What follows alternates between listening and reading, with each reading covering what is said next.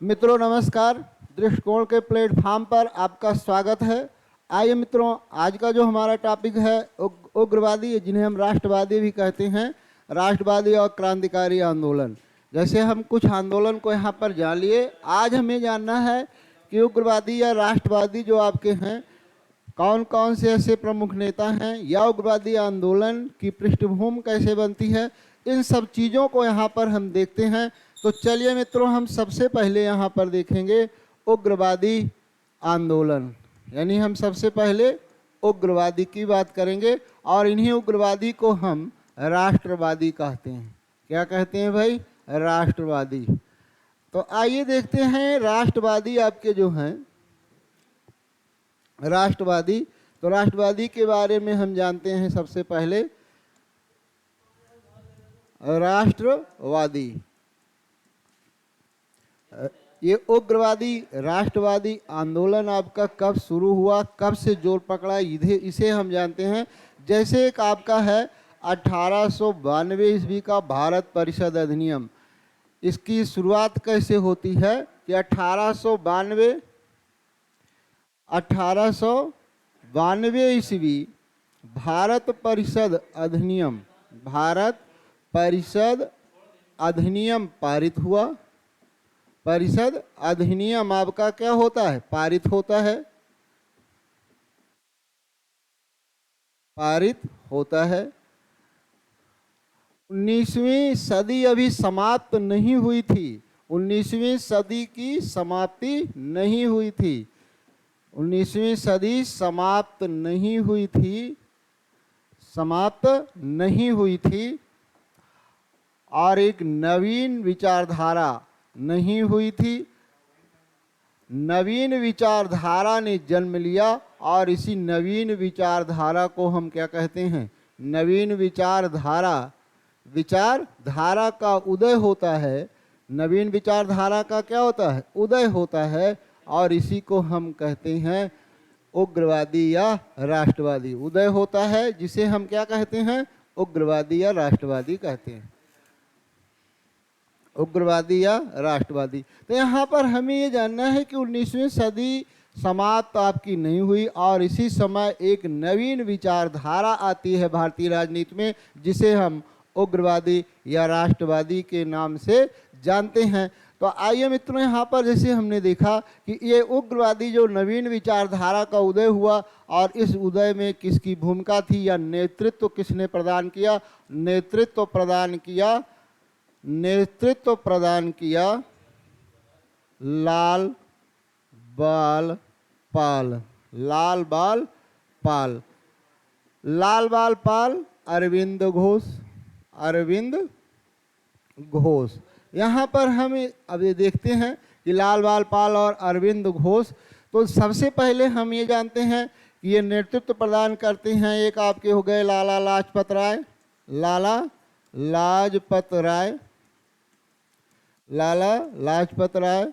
बाल गंगाधर तिलक, बिपिन चंद्र पाल। ये तीन आपके प्रमुख नेता और आपके एक हो गए अरविंद घोष। बिपिन चंद्र पाल ये उग्रवाद के या राष्ट्रवादी, प्रमुख राष्ट्रवादी ये नेता माने जाते हैं। लाला लाजपत राय, बाल गंगाधर तिलक, बिपिन चंद्र पाल। तो इन्हीं को हम लाल बाल पाल कहते हैं और इन्होंने क्या किया? नेतृत्व प्रदान किया उग्रवादी आंदोलन का। अब आगे यहाँ पर हम ये देखते हैं कि इन्हें हम उग्रवादी क्यों कहते हैं। इन्हें हम राष्ट्रवादी भी के नाम से अब जानते हैं। तो क्यों इन्हें कहा जाता है? क्योंकि ये ब्रिटिश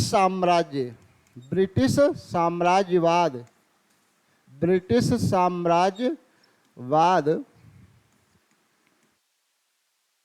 के विरुद्ध सक्रिय प्रतिरोध में विश्वास रखते थे। सक्रिय प्रतिरोध में क्या करते थे? विश्वास रखते थे। यानी इनका कहना है विश्वास रखते थे।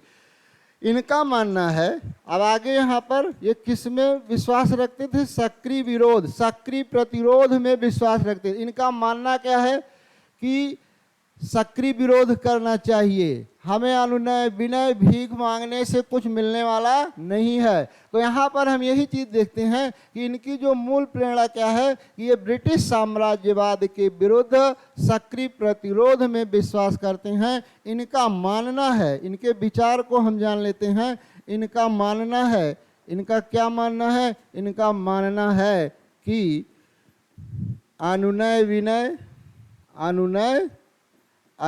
विनय करने या भीख मांगने से स्वतंत्रता नहीं मिलती। भीख मांगने से स्वतंत्रता नहीं मिलती है। स्वतंत्रता नहीं मिलती है। स्वतंत्रता क्या होती है? नहीं मिलती है मित्रों। यह इनका विचार है। किनका? राष्ट्रवादियों का। इनका विचार है कि अनुनय विनय भीख मांगने से हमें स्वतंत्रता नहीं मिलती है। तो फिर आगे इन्होंने क्या कहा कि हमें जो है क्या करना चाहिए? हमें ज़रूरत है, हमें ज़रूरत किसकी है? संगठन की। हमें ज़रूरत है किसकी? संगठन की। हमें ज़रूरत है स्वावलंबन की, स्वावलंबन की। हमें ज़रूरत किसकी है? संगठन की। हमें ज़रूरत है स्वावलंबन की और हमें ज़रूरत है संघर्ष की। हमें ज़रूरत किसकी है? संघर्ष की। यानी हम अनुनय विनय से स्वतंत्रता नहीं प्राप्त कर सकते। इसके लिए हमें क्या चाहिए? इसके लिए हमें ज़रूरत है संगठन की, स्वावलंबन की और संघर्ष की। और संघर्ष हो, साथ ही साथ हमारे पास क्या हो? शक्ति हो, तभी हम क्या होता है? शक्ति हो तभी स्वतंत्रता मिल सकती है। तभी स्वतंत्रता क्या हो सकती है? तभी स्वतंत्रता मिल सकती है। तो ध्यान रखिएगा, ये इनका दृष्टिकोण था। तभी स्वतंत्रता क्या होती है? मिल सकती है। तो आइए हम मित्रों यहाँ पर इनके विचारों को हम जाने। और इसीलिए ये क्या कहते हैं? इसलिए उदारवादी को ये क्या कहते हैं? उदारवादियों के विचार को इसलिए ये क्या कहते हैं? राजनीतिक भिक्षावृत्ति की संज्ञा देते हैं। राजनीतिक भिक्षावृत्ति की संज्ञा देते हैं। ये राजनीतिक भिक्षावृत्ति की संज्ञा देते हैं। उदारवादी जो आपका प्रतिवेदन द्वारा, पत्रों द्वारा अपनी मांगों को रखते थे, इसको इन्होंने क्या कहा? अनुनय विनय भीख मांगना, और इससे हमें नहीं मिलेगी और इसे हम स्वतंत्रता नहीं प्राप्त होगी। इसलिए इन्होंने इसे राजनीतिक भिक्षावृत्ति की संज्ञा हम लोग टाइम एंड वर्क के अगले पार्ट को पढ़ेंगे, चलिए भाई, जिसमें हम लोग पढ़ रहे किसने हैं दिया राजनीतिक भिक्षावृत्ति की संज्ञा? उदारवादियों ने दिया। तो आइए हम इसी प्रकार से हम चलते हैं कि राजनीतिक भिक्षावृत्ति की संज्ञा जो इन्होंने दिया, इस प्रकार का विचार, जैसे एक विचार आपका कथन यहाँ पर है बाल गंगाधर तिलक का। बाल गंगाधर तिलक, और बाल गंगाधर तिलक ने क्या कहा? बाल गंगाधर तिलक ने कहा साल में एक बार, साल में कार्य को एक बार, साल में एक बार मेढक की तरह, मेढक की तरह, मेढक की तरह टर्राने से, यानी मेढक टर टर की आवाज करता है ना, मेढक की तरह टर्राने से कुछ हासिल होने वाला नहीं है। मेढक की तरह टर्राने से कुछ हासिल होने वाला नहीं है। ध्यान रखिएगा, कुछ हासिल होने वाला नहीं है। ये किसका कथन है? ये आपका है बाल गंगाधर तिलक का। अगला विचार हम इसी प्रकार से इनका देखते हैं कि स्वतंत्रता हमारा जन्म सिद्ध अधिकार है। स्वतंत्रता जन्म सिद्ध अधिकार है। जन्म सिद्ध क्या है? अधिकार है। 45 अधिकार है। उस कार्य को इसे हम लेकर रहेंगे। इसे हम क्या कहेंगे? इसे हम लेकर रहेंगे करने के लिए। इस प्रकार से ये आपके उग्रवादी नेताओं का ये विचार, इन वक्तव्यों से आप समझ सकते हैं कि ये भीख मांगने में विश्वास नहीं रखते, बल्कि लाते हैं। साम्राज्यवाद के विरुद्ध सक्रिय विरोध की बात तदनुसार- करते हैं। हमें भीख मांगने की जरूरत नहीं है, तदनुसार हमें छीनने की जरूरत है। उसमें ऐसा विश्वास किनका था? उग्रवादियों का था या राष्ट्रवादियों का था। तो एक ये वचन दो जो आपके आपका बताए एका गए। है, एक ही अब आपका आगे हम स्त्रीलिंग इसी है, प्रकार से एक ही किसी आपका भी बहुवचन है। आंदोलन वो की अखबार पढ़ेगा, पृष्ठभूमि सहायक का क्रिया कोई ना आधा कोई नाचेगी। क्या होता है, ये जो कारण है होता है। आपका और यहाँ पर भी स्त्रीलिंग एक है। कारण यहाँ आपका पर है। आपका तो एका एक ही उग्रवाद आज का बोध हो रहा है, उग्रवादी इसीलिए आंदोलन आपका का क्या हो कारण जाएगा? क्या है? उग्रवादी आंदोलन का सामान्य भविष्य काल। कारण क्या अगला बनता जो है? इम्पोर्टेंट तो हम है, कारण ये पर जरूर आता चर्चा है। करते हैं। तो दूसरा यहाँ पॉइंट पर है जो साम्राज्यवादी इतिहास संभाव्य लेखक भविष्य हैं काल। या कैम्ब्रिज विश्वविद्यालय से जुड़े हुए जो लेखक हैं, ये इनका मानना है कि ये उग्रवादी संभाव्य जो भविष्य काल आंदोलन है और अंदर और भविष्य बाहर, काल, ये यानी दोनों बहुत कि आते हैं। बाहरी और आंतरिक के संभाव्य बीच भविष्य मध्य काल। संघर्ष है। यानी हम कह ले कि अंदर वाले और बाहर इसकी वाले। परिभाषा है अंदर वाले कहें और क्या कहें, बाहर वाले। तो यहाँ पर बाहर वाले आपके कौन हो गए? बाहर वाले हो गए आपके इसका अंग्रेज जो ट्रिक है या ब्रिटिश भविष्य में सरकार, और अंदर वाले जो हो गए भारतीय। और इनके मध्य होने वाली- मध्य जो आपका क्या हो रहा है, इनके मध्य जो संघर्ष, इनके मध्य संघर्ष का कारण ही संभावित आपका क्या है? घटना। उग्रवादी आंदोलन है।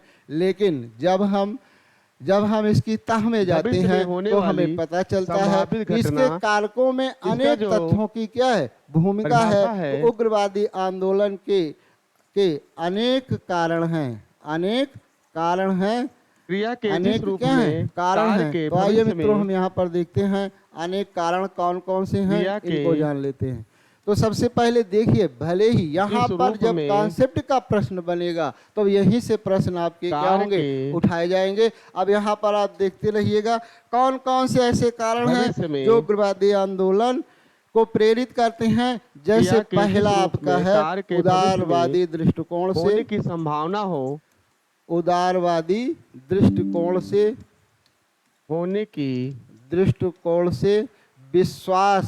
दृष्टिकोण से विश्वास संभावना हो, उठ चुका था। लेकिन- विश्वास क्या हो चुका था? उठ चुका था। यानी लेकिन अब इसमें लोगों क्रियाओं को का- उदारवादी जो विचारधारा थी, लेकिन- अनुनय विनय की, प्रतिवेदन की, सूचना पत्र की, इसमें इससे क्या था? लोगों का विचार उठ क्रियाओं चुका का था। आगे हम चलते हैं इसी निश्चित प्रकार पता से। नहीं चलता। अगली कौन सी आपकी घटना है? ब्रिटिश निश्चित नस्लवादी नीति के विरुद्ध प्रतिक्रिया। पता जो ब्रिटिश आपके क्या करते नहीं थे? चलता। नस्लवादी नीति का नस्लवादी नीति के विरुद्ध, ब्रिटिश नस्लवादी नीति के विरुद्ध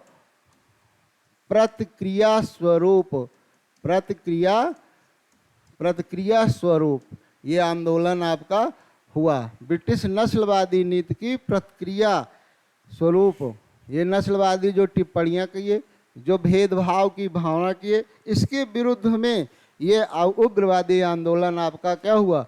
शुरू हुआ। आगे हम देखते हैं बढ़ती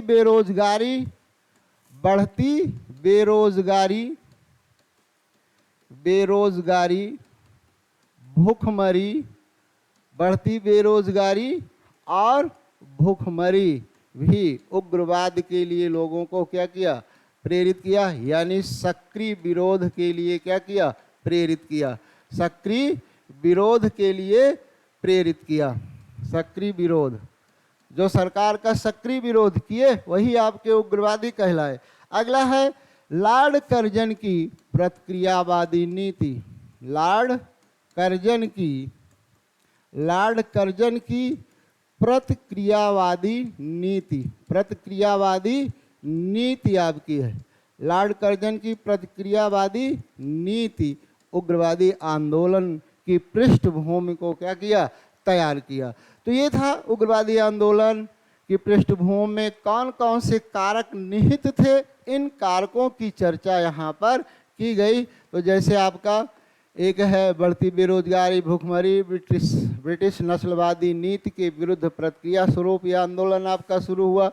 बढ़ती हुई बेरोजगारी, भूखमरी, लॉर्ड कर्जन की प्रतिक्रियावादी नीतियाँ, ये सब कारण हैं जो उग्रवादी आंदोलन के लिए क्या किया? प्रेरित किया। अब आगे यहाँ पर हमें देखते हैं ये उग्रवादी के केंद्र आपके कहाँ कहाँ पर थे, तो यहाँ पर हम देखते हैं केंद्र के रूप में कौन कौन से ऐसे राज्य, जैसे आपका है महाराष्ट्र, कहाँ पर है भाई महाराष्ट्र, जैसे आपका है बंगाल, और जैसे आपका है पंजाब, बंगाल और पंजाब। तो यदि हम बात करें बंगाल की, तो बंगाल में आपके थे, बंगाल में क्या था, बंगाल में रविन्द्रनाथ टैगोर, पीसी राय आदि के विचारों से बहुत ज़्यादा लोग संतुष्ट नहीं हुए, और इसी समय यहाँ पर एक नेता आते हैं जिनका नाम है बिपिन चंद्र पाल। बिपिन चंद्र पाल, बिपिन चंद्र पाल जो सक्रिय प्रतिरोध में क्या करते थे, सक्रिय विरोध में विश्वास करते थे, सक्रिय विरोध में विश्वास करते थे, विश्वास करते थे। इनका मानना था, इनका क्या मानना था बिपिन चंद्र पाल का, इन्होंने कहा कि राष्ट्रीय शिक्षा हो, राष्ट्रीय शिक्षा हो। तो राष्ट्रीय शिक्षा का मतलब यहाँ पर था कि जनता का नैतिक उत्थान हो, नैतिक उत्थान हो, नैतिक क्या हो, उत्थान हो, और राष्ट्र के प्रति भावना का क्या हो, विकास हो। यानी शिक्षा इस प्रकार से हो जो राष्ट्रवादी भावना का क्या करे, विकास करे। तो यहाँ पर बिपिन चंद्र पाल ने शिक्षा के बारे में इस प्रकार से कहा। अब जैसे इनका एक अभी है स्वावलंबन, स्वावलंबन क्या है, स्वावलंबन का यहाँ पर मतलब ये है, स्वावलंबन का मतलब इन्होंने बताया कि ग्रामीण स्तर पर मातृभाषा में, क्षेत्रीय भाषा में, मातृभाषा कह लें या क्या कह लें, क्षेत्रीय भाषा में, क्षेत्रीय भाषा में क्या किया जाए, क्षेत्रीय भाषा में शिक्षा, क्षेत्रीय भाषा में शिक्षा प्रदान किया जाए। तो इस प्रकार से यहाँ पर स्वावलंबन, और मेले लगाए जाएं, स्थानीय स्तर पर मेले हों, उत्सव हों, तो इससे क्या होगा, अपने राष्ट्र के प्रति भावना का विकास होगा। ये किसका विचार है, ये विचार है आपका बिपिन चंद्र पाल का। अब स्वदेशी का अर्थ यहाँ पर क्या है, ये स्वदेशी का अर्थ यहाँ पर क्या है, तो स्वदेशी का अर्थ है यहाँ पर, स्वदेशी का अर्थ है, इन्होंने बताया स्वदेशी उद्यम, स्वदेशी क्या हो, उद्यम हो, स्वदेशी उद्योग हो, उद्यम का मतलब उद्योग हो, और जिससे क्या होगा, जब स्वदेशी उद्योग होंगे तो हम क्या हो जाएंगे, आत्मनिर्भर हो जाएंगे। क्या हो जाएंगे भाई, आत्मनिर्भर हो जाएंगे।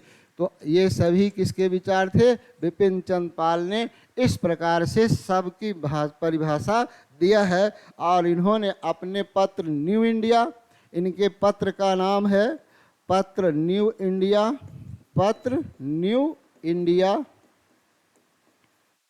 के माध्यम से, न्यू इंडिया के माध्यम से प्रकाश डाला। यानी किस पत्र के माध्यम से प्रकाश डाला, न्यू इंडिया के माध्यम से, या हम कह सकते हैं लोगों को जागरूक किया, लोगों को क्या किया, लोगों को जागरूक किया। तो यहाँ पर आपके ये तथ्य हैं बिपिन चंद्र पाल। अरविंद घोष, आगे हम देखते हैं, अरविंद घोष ने वंदे मातरम समाचार पत्र के माध्यम से, समाचार पत्र के माध्यम से स्वदेशी, स्वराज, राष्ट्रीय शिक्षा आदि पर क्या किया, प्रकाश डाला। स्वदेशी, स्वराज पर प्रकाश डाला, या हम कह सकते हैं कि लोगों को जागरूक किया। लोगों को क्या किया भाई, इन्होंने लोगों को जागरूक किया। तो ये हो गया आपका बंगाल में। 3 केंद्र में, एक आपका हो गया बंगाल। इसी प्रकार से एक केंद्र आपका महाराष्ट्र था। तो आइए हम देखते हैं अब कहाँ के बारे में, महाराष्ट्र। तो चलिए, महाराष्ट्र में जो आपका केंद्र था, महाराष्ट्र में आपके थे बाल गंगाधर तिलक। बाल गंगाधर तिलक, बाल गंगाधर तिलक, जिनका उपनाम क्या है, इनके उपनाम आपके दिए गए हैं। एक आपका है लोकमान्य, लोकमान्य, और दूसरा आपका है बेताज बादशाह, बेताज बादशाह। लोकमान्य और बेताज बादशाह, तो ये इनके क्या हैं, उपनाम हैं। किसके? बाल गंगाधर तिलक। ये आपके, इनका जन्म आपका होता है, जन्म होता है जुलाई 1856 ईस्वी, 1856। चित्त पावन ब्राह्मण, चित्त पावन ब्राह्मण है। और मृत्यु इनकी, मृत्यु, एक प्रश्न आपका बनता है, असहयोग आंदोलन, असहयोग आंदोलन आपका हुआ था, कल आपको ये पढ़ाया गया था, 1 अगस्त 1920 के दौरान। ये प्रश्न आपका पूछा गया है, मृत्यु असहयोग आंदोलन के दौरान 1 अगस्त 1920 ईस्वी को इनकी क्या हुई थी, मृत्यु हुई थी। तो इस प्रकार से ये हैं बाल गंगाधर तिलक। और यहाँ पर युवाओं में राष्ट्रवादी विचारधारा का विकास किया। युवाओं में इन्होंने क्या किया, युवाओं में राष्ट्रवादी विचारधारा का विकास किया, विचारधारा का विकास किया। इसके लिए इन्होंने, जैसे अभी कहा गया कि उग्रवादी सभी का ये विचार था कि स्थानीय मेले उत्सव कुछ आपके क्या किए जाएं, मनाए जाएं, और उसका सहारा इन्होंने लिया। और इन्होंने पूना में आपका गणपति उत्सव और शिवाजी महोत्सव का इन्होंने क्या किया, आयोजन किया। 1893, 1895 ईस्वी। और यहाँ पर शिवाजी उत्सव आपका कहाँ पर मनाते हैं, शिवनेरी दुर्ग में, शिवनेरी दुर्ग के पास, क्योंकि यहीं पर इनका क्या हुआ था, शिवाजी का जन्म। तो इस प्रकार से यहाँ पर हमने देखा कि इन उत्सव के माध्यम से, इन उत्सवों के माध्यम से युवाओं में स्वाभिमान जगाने का कार्य किसने किया, बाल गंगाधर तिलक ने किया। और इनके पत्र आपके हैं, पत्र आपके 2 हैं। एक आपका है मराठा, मराठा आपका किस भाषा में है, अंग्रेजी।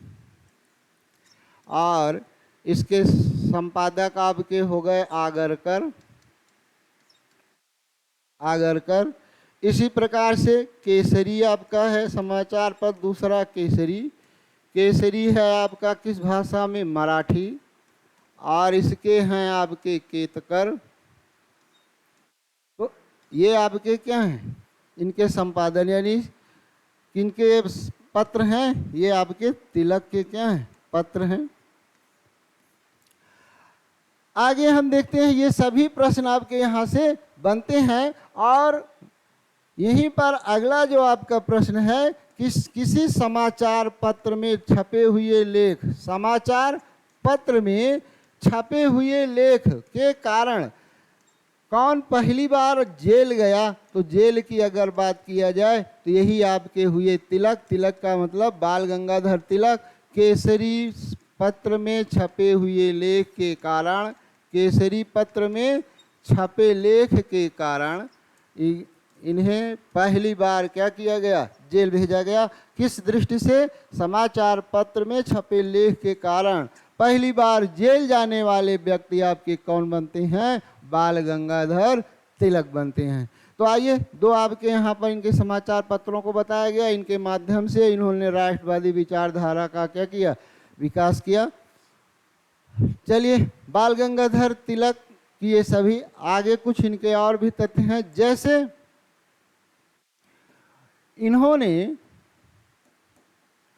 इन्होंने लाठी क्लब की स्थापना किया। लाठी क्लब की क्या किया भाई? स्थापना किया। लाठी क्लब की स्थापना किया। आगे हम देखते हैं कांग्रेस के एक बार भी अध्यक्ष नहीं बनते हैं, बेताज बादशाह के नाम से जाने गए लाठी क्लब की इन्होंने क्या किया? स्थापना किया।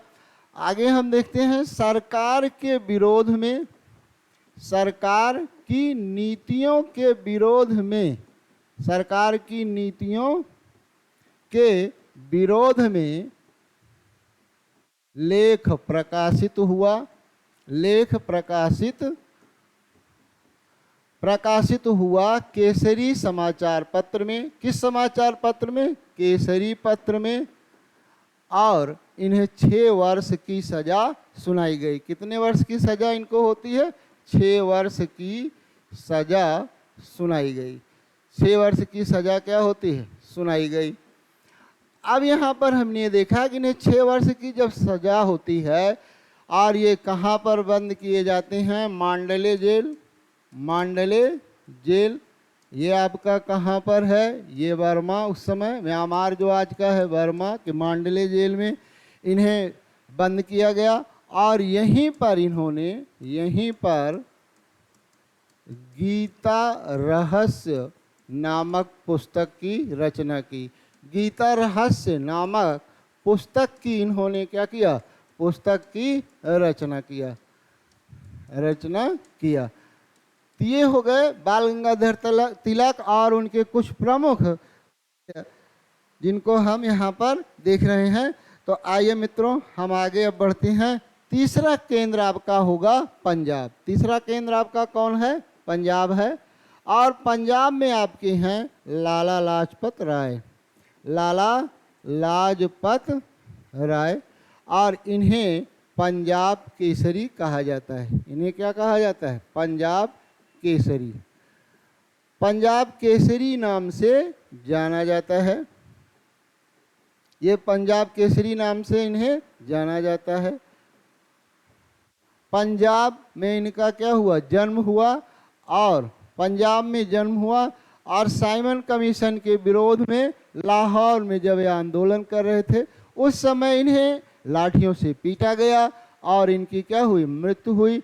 और वहीं पर इन्होंने एक वक्तव्य अपना दिया था क्या कि हमारे शरीर पर पड़ी हुई एक एक लाठी एक दिन ब्रिटिश सरकार के ताबूत की कील साबित होगी। इनके इस तरह के कई कथन आपके आते हैं। जैसे कांग्रेस की स्थापना पर इन्होंने कहा था कि कांग्रेस की स्थापना लॉर्ड डफरिन के दिमाग की उपज है और लॉर्ड डफरिन ने इसे सुरक्षा कवच के रूप में क्या किया? स्थापना किया, लेकिन हमने इसका उपयोग तड़ित चालक के रूप में किया है। इसी प्रकार से इन्होंने ए.ओ. ह्यूम पर भी कहा कि ए.ओ. ह्यूम मानवता के पुजारी हैं और इनका हृदय भारत की दुर्दशा पर रोता है। ये सभी कथन आपके किसके हैं? लाला लाजपत राय के हैं। इन्हें पंजाब केसरी ये मुख्य राष्ट्रवादी नेता के अंतर्गत आते हैं। लाला लाजपत राय का एक पत्र है यंग इंडिया। यंग इंडिया के माध्यम से इन्होंने उग्रवादी आंदोलन का प्रचार प्रसार किया। अनहैप्पी इंडिया इनकी पुस्तक है। अनहैप्पी इंडिया इनकी पुस्तक का क्या है? नाम है। अनहैप्पी इंडिया इनकी क्या है? पुस्तक है। तो इस प्रकार से हम 3 केंद्र तीनों को हम यहाँ पर जानते हैं। अब यहाँ पर हम कुछ बातें से चर्चा करते हैं। जैसे उदारवादी और उग्रवादी में सामाजिक संरचना में अंतर था, इनके कार्यक्रमों में अंतर था, इनके उद्देश्य में अंतर था और इनमें आपस में व्यक्तित्व की टकराहट भी थी। जैसे अगर हम तुलना करते हैं किनकी? उग्रवादी और उदारवादी की, तो यहाँ पर सामाजिक संरचना ये आपके एक तरफ उग्रवादी करते हैं और एक तरफ हम क्या कर लें, उदारवादी। तो इनके दृष्टिकोण में क्या अंतर था हम यहाँ पर देखते हैं। सामाजिक संरचना, सामाजिक संरचना की अगर बात किया जाए तो सामाजिक संरचना में इनमें अंतर था। सामाजिक संरचना में क्या विशेषता थी, जो उग्रवादी थे ये निम्न मध्यम वर्ग के थे। निम्न मध्यम वर्ग नेतृत्व कर रहा था, और यहाँ पर नेतृत्व कौन कर रहे थे, उच्च मध्यम वर्ग। उच्च मध्यम वर्ग यहाँ पर क्या कर रहे थे, नेतृत्व प्रदान कर रहे थे। आगे अगर हम देखते हैं दूसरा यहाँ पर इनके उद्देश्य तो लगभग भले उदारवादियों यानी उग्रवादियों के दबाव में उद्देश्य एक हो गए, दबाव में उद्देश्य बाद में क्या हो गए, एक हो गए। तो दबाव में ही सही हम कह सकते हैं, दबाव में ही सही, लेकिन इनका भी उद्देश्य क्या हो गया बाद में, स्वदेशी स्वराज, स्वदेशी और स्वराज हो गया। तो उद्देश्य ये आपका हो गया। कार्यक्रम में अंतर है, कार्यक्रम में दोनों के क्या है, बहुत अंतर। कार्यक्रम में ये आपके सक्रिय प्रतिरोध में विश्वास करते हैं, सक्रिय विरोध में विश्वास करते हैं, और ये किसमें, अभी सब आपको चर्चा किया गया, ये अनुनय विनय में विश्वास करते हैं। अनुनय विनय सूचना प्रतिवेदन के माध्यम से। इनके व्यक्तित्व यानी इनमें अंतर और क्या था, व्यक्तित्व, व्यक्तियों के अपना पर्सनालिटी में जो मुख्य रूप से ये राष्ट्रीय शिक्षा, राष्ट्रीय उद्योग आदि होने चाहिए, और ये कहते हैं हम धीरे धीरे क्या करेंगे, रियायत प्राप्त करेंगे, धीरे धीरे हमें कुछ न कुछ ढील देते जाएंगे और हम एक दिन क्या हो जाएंगे, स्वतंत्र हो जाएंगे। तो इस प्रकार से उदारवादी और उग्रवादी की मूल प्रेरणा में ये आपका अंतर दिखाई देता है। तो चलिए मित्रों, यहाँ तक हमने जाना और उग्रवादी विचारधारा को हमने आज जाना, कौन प्रमुख नेता हैं, क्या इनका योगदान है, कौन इनके समाचार पत्र हैं, इनकी क्या भूमिका है। अब आगे हम बढ़ते हैं। इसी प्रकार से अगला जो हमारा है वो आपका है क्रांतिकारी आंदोलन। क्रांतिकारी आंदोलन, क्रांतिकारी आंदोलन। देखिए, क्रांति के बारे में हमने बताया है कि क्रांति तभी होती है जब काफ़ी समय से मन में कोई विचार आपका होता है और उचित अवसर देखकर एक दिन वो सामने आता है। लेकिन यहाँ की परिस्थितियाँ, क्रांतिकारी आंदोलन क्या है, कैसे हुआ, इसे हम जान सकते हैं। जैसे कहा गया है कि जब अतीत से वर्तमान कम होने लगता है, अतीत से वर्तमान कम होता है तो क्रांतिकारी आंदोलन की शुरुआत होती है। तब हम क्या कह सकते हैं, क्रांतिकारी आंदोलन की क्या होती है, शुरुआत होती है। अतीत यानी जो पहले से भी अगर हम वर्तमान में कम होने लगते हैं, यही आपका कहा गया कि अतीत से वर्तमान कम होता है तो क्रांतिकारी आंदोलन की शुरुआत होती है। ये तो हमने जाना, क्रांतिकारी आंदोलन की शुरुआत कब होती है, जब अतीत से वर्तमान क्या होता है, कम होता है। अतीत से वर्तमान कम होता है तो क्रांतिकारी आंदोलन की शुरुआत होती है। अब हमें देखना है कि क्या वर्तमान भारत में ऐसी परिस्थितियां थीं, तो हम कह सकते हैं कि वर्तमान भारत में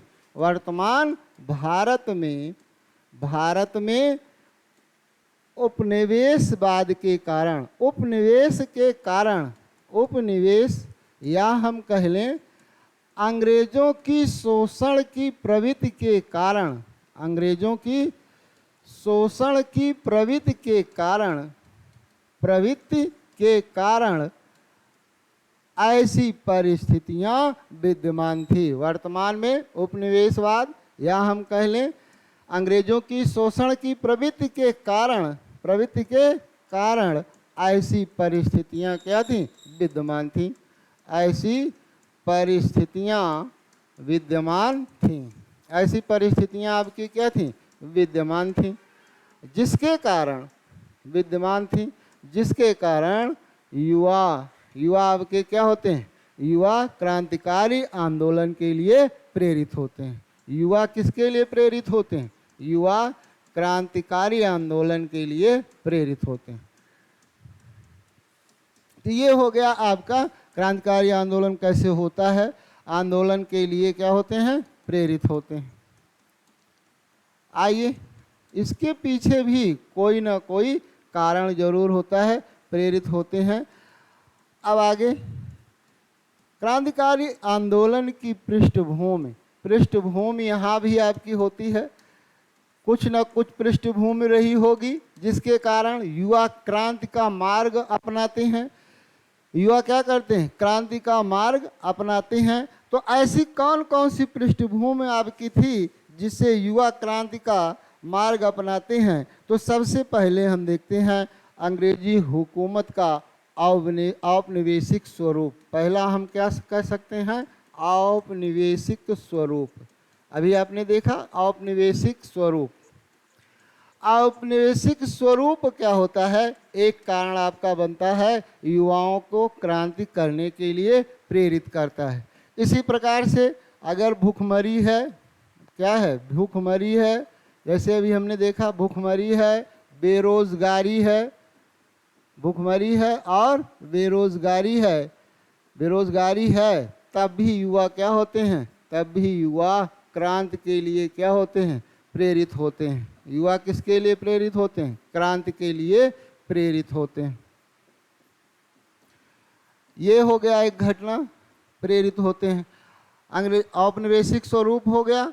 दूसरा हमने बताया कि आपका अकाल, भूखमरी और अंतर्राष्ट्रीय कुछ परिस्थितियां भी समय इस प्रकार की बन गई थी। अंतर्राष्ट्रीय परिदृश्य भी कुछ आपके थे। अंतर्राष्ट्रीय क्या थे, परिदृश्य। तो कौन कौन से ऐसे अंतर्राष्ट्रीय परिदृश्य थे, जैसे यहाँ पर ये परिदृश्य था कि आपका एक परिदृश्य ये बनता है कि 1896 ईस्वी में इथोपिया के हाथों, इथोपिया से इटली की पराजय, इथोपिया से किसकी पराजय हो गई, इटली की पराजय होती है। पराजय 1904 ईस्वी में जापान के हाथों रूस की पराजय, जापान के हाथों से रूस की पराजय। इससे क्या पता चला कि जो श्वेतों की अजेयता का दंभ था, श्वेतों की अजेयता कि यानी ये कभी पराजित नहीं होंगे, ये दंभ भी इनका क्या होता है, दंभ भी टूट जाता है। दंभ भी क्या होता है भाई, टूट जाता है। तो यहाँ पर ये आपको बताया गया कि ये दो घटनाएं अंतर्राष्ट्रीय परिदृश्य हैं जो युवा, अब ये माना गया कि कोई जरूरी नहीं, ये पराजित नहीं हो सकते, यानी श्वेत भी अब पराजित हो सकते हैं। और इस अजेयता का जो इनके ऊपर एक था कि ये अजेय हैं, इन्हें कभी जीता नहीं जा सकता, ये भी दम्भ इनका क्या होता है। ये दो युद्ध, अंतर्राष्ट्रीय परिदृश्य, दो घटनाएं युवाओं को क्रांति के लिए क्या करती हैं, प्रेरित करती हैं। इसी प्रकार से विदेशों से संपर्क, आगे हम देखते हैं विदेशों से संपर्क हुआ, विदेशों से संपर्क हुआ। संपर्क अगला आपका है, जैसे संपर्क हुआ कुछ महत्वपूर्ण, या हम कह लें विदेशों से संपर्क और अंग्रेजी भाषा। अंग्रेजी भाषा भी लोग जान गए। जब अंग्रेजी भाषा सीख गए तो ये आपके बिस्मार्क, गैरीबाल्डी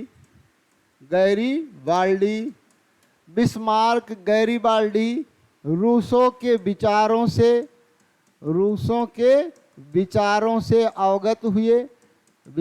से अवगत हुए। ये अगली घटना होती है, अवगत हुए।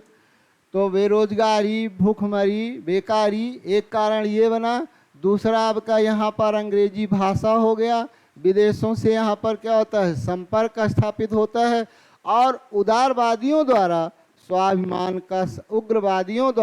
स्वाभिमान का संदेश, उग्रवादियों द्वारा राष्ट्रवाद या स्वाभिमान का जो संदेश दिया गया, स्वाभिमान का संदेश क्रांतिकारी आंदोलन के लिए युवाओं को क्या किया, प्रेरित किया। तो ये सभी आपकी क्या हैं, घटनाएं हैं जिसके कारण आपका क्या होता है, क्रांतिकारी आंदोलन की पृष्ठभूमि तैयार होती है। और क्रांतिकारी आंदोलन को हम 3 चरणों में बांटकर अध्ययन करते हैं। तो आइए मित्रों, अगला हम देखते हैं कि क्रांतिकारी आंदोलन को कितने चरणों में बांटा जाता है या बांटकर अध्ययन करते हैं। क्रांतिकारी आंदोलन को 3 चरण में बांटकर अध्ययन करते हैं। 3 चरण में क्या करते हैं, बांटकर अध्ययन करते हैं। तो आइए, कौन कौन से ऐसे चरण हैं क्रांतिकारी आंदोलन के। जैसे आपका पहला चरण आपका शुरू होता है 1895 ईस्वी से 1915 ईस्वी तक। फिर उसके बाद आपका होता है दूसरा चरण शुरू होता है। दूसरा चरण आपका क्रांतिकारी आंदोलन का, तो क्रांतिकारी आंदोलन का जो दूसरा चरण आपका होगा, ये आपका है 1924 ईस्वी से 1934 ईस्वी तक। 1924 से 1934 ईस्वी। क्रांतिकारी आंदोलन का जो तीसरा चरण आपका शुरू होता है, तीसरा चरण द्वितीय विश्व युद्ध के दौरान। द्वितीय विश्व युद्ध के दौरान क्रांतिकारी आंदोलन का तीसरा चरण आपका क्या होता है, शुरू होता है। तो आइए मित्रों, यहाँ तक हमने देखा और अब बचती है क्रांतिकारी आंदोलन की 3 चरणों की बात। कल के लेक्चर में हम तीनों चरणों को एक साथ समाप्त करेंगे और आप लोग बने रहिएगा। कल फिर इसी समय पर आप लोग हमारी क्लास को आप देख पाएंगे और लगातार आप लोग को अगर पसंद आए तो आप अपने मित्रों को शेयर करिएगा, सब्सक्राइब भी करिएगा। फिर इसी समय पर हम कल उपस्थित होंगे और क्या पढ़ेंगे, तीनों चरणों को, क्रांतिकारी आंदोलन के तीनों चरणों को एक साथ एक ही लेक्चर में हम समाप्त करेंगे। नमस्कार।